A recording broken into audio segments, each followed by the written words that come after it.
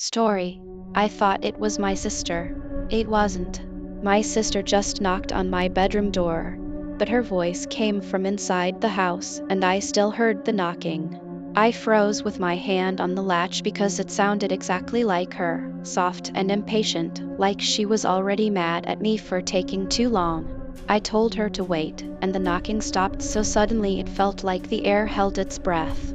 Then I heard my sister breathing right outside my door, slow and shaky, like she was leaning her forehead against the wood. I opened it a crack and the hallway light flickered, painting everything in sickly orange stripes. She was standing there, same sweater, same messy bun, same pale face, but her eyes were too dark, like someone turned down the brightness. She smiled without moving her cheeks and said my name like she was reading it off a paper. I backed up because her smile didn't reach her eyes and because the smell hit me first, warm laundry and something metallic under it. "You're not supposed to be awake," I whispered, and she cocked her head, listening like the house was talking. From the kitchen came the other sound, a spoon clinking, then a slow drag across the tile, and I realized there was no way she could be in two places. I glanced down the hall, and my sister was closer now, already at my doorway, but my bedroom clock said it was still 10 minutes since I heard her knock. The hallway was empty behind her, yet I could hear footsteps moving away inside the walls. I tried to shut the door, but her hand slid into the gap with wet fingers that left no prints, just a cold shine. She leaned in and whispered, "Don't look behind you," and my stomach dropped because I felt her breath come from the side of my face, not the front. I turned anyway, and the hallway behind her was dark and empty except for the reflection in the mirror. In the mirror, my sister stood alone, but her mouth was open like she was screaming, and the sound came from my own throat. I stumbled back and the hallway light burst brighter, then dimmed again as the house blinked.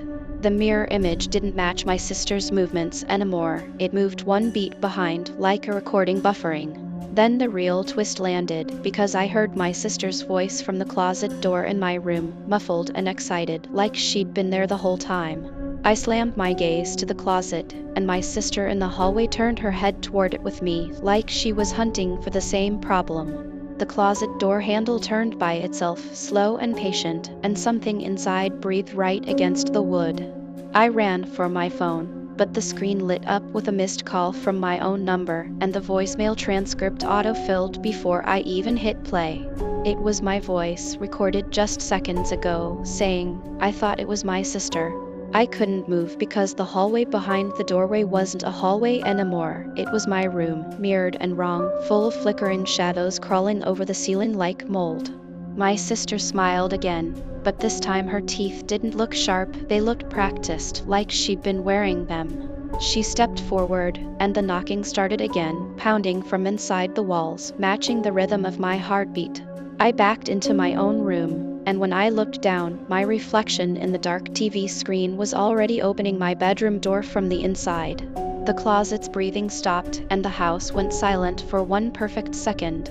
Then the door knocked once more, and it sounded exactly like me.